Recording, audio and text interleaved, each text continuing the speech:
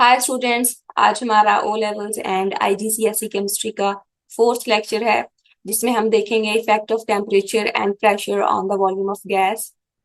फिर इनके रिलेटेड हम लोग पास्ट पेपर क्वेश्चंस करेंगे और कॉमन एग्जाम मिस्टेक्स देखेंगे। In order to see the effect of temperature on the volume of a gas, recall the particles of gas. Gas के particles were far apart and they have negligible forces of attraction and they move randomly. If we increase the temperature, it will increase the volume of the gas. And if we decrease the temperature, it will decrease the volume of the gas. It means we have direct relation between temperature and volume. This is also known as Charles law. इसे समझने के लिए आप consider करें you have a balloon in which a gas is filled. अगर आप इसे heat करें by placing it in hot water, its volume will increase. और अगर आप इसे कूल करें by placing it in ice water, its volume will decrease. What will happen if we increase the temperature? The particles of the gas will gain energy and they will move faster and they will move further apart. There will be more collisions with the walls of the container, which will increase the pressure on the walls. In this way, the gas will expand. क्योंकि अब balloons की wall elastic है तो हमें वो increase in volume देखने को मिल जाएगा। इससे सेम ऑपोजिट एक्सप्लेनेशन हमारे पास होगी अगर हम टेम्परेचर को डिक्रीज कर दें by placing the balloon in ice water. क्या होगा हमारे पास? हम इन्हीं पॉइंट्स की हेल्प से एक्सप्लेन करेंगे, लेकिन हम इन्हें फ्लिप कर देंगे।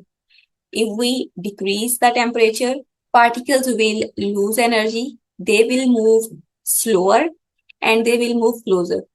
Their kinetic energy will decrease and less frequent collisions with the walls of the container, which will decrease pressure on the walls. In this way, the volume will decrease. Okay, we can see this effect कि temperature के साथ volume किस तरह increase होता है। हमें एक चीज कांस्टेंट चाहिए होगी, दैट इज प्रेशर। इसको कांस्टेंट किया, हम लोग टेम्परेचर जो है वो इंक्रीज करेंगे बाय हीटिंग इट, और हम देखेंगे कि इसका वॉल्यूम इंक्रीज कैसे होता है। ये हीट करना स्टार्ट किया, ये आप देख रहे हो गैस का वॉल्यूम इंक्रीज होना स्टार्ट हो गया।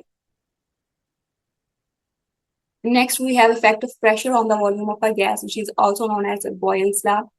अगर हम प्रेशर को इंक्रीज करेंगे तो वॉल्यूम जो है वो डिक्रीज हो जाएगा, और अगर हम प्रेशर को डिक्रीज करेंगे तो वॉल्यूम इंक्रीज हो जाएगा। इसे समझने के लिए इस डायग्राम को देखो। सपोज करो कि एक कंटेनर में हमने गैस ली और उसका जो पिस्टन है ऊपर वाला ढक्कन, इट इज मूवेबल, और उसके ऊपर हम फोर्स लगा के या फिर वेट रख के प्रेशर इंक्रीज कर सकते हैं। पहले हमारे पास 1 kg प्रेशर था और वॉल्यूम जो था 1 लीटर था। फिर हमने प्रेशर को इंक्रीज किया बाय प्लेसिंग 2 kg वेट, क्योंकि गैस के पार्टिकल्स के दरमियान एम्प्टी स्पेसेस प्रेजेंट होती हैं। तो जब हम प्रेशर अप्लाई करेंगे they will move closer to each other and in this way their volume will decrease. Let's see this effect in action. हमें टेम्परेचर कांस्टेंट रखना पड़ेगा। This piston is movable, let's increase the pressure.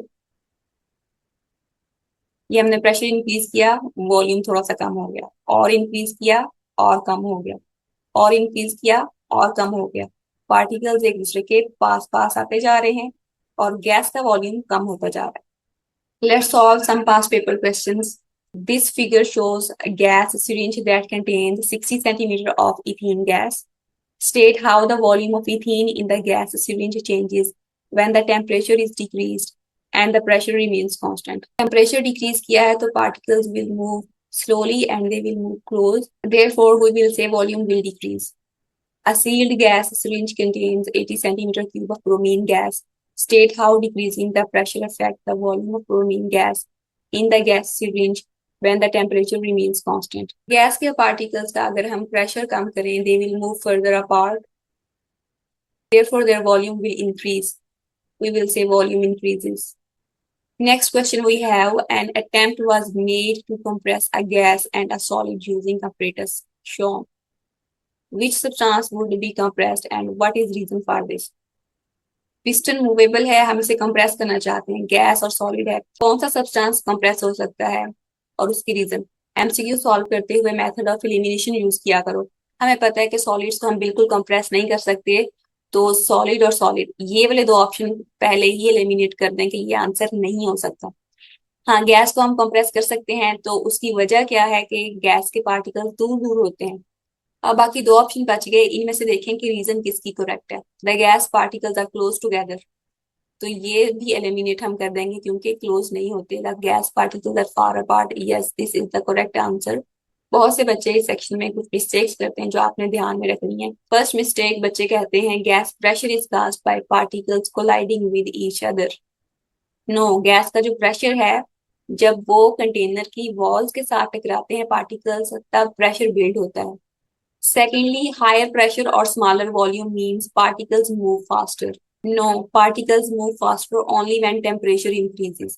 Pressure change करने से या volume change करने से particles की movement change नहीं होगी। थर्डली, बच्चे जब क्वेश्चन सॉल्व कर रहे होते हैं, दे से a gas has no fixed volume simply because it fills the container. इसकी रीजन हमें से ये नहीं बतानी कि gas fills the container. We will have to use the kinetic particle theory to explain that gas particles have virtually no forces of attraction and are relatively far apart. Therefore, they can move randomly to fill any available space. Next lesson में हम पढ़ेंगे diffusion and factors affecting diffusion. We'll see you in the next lesson.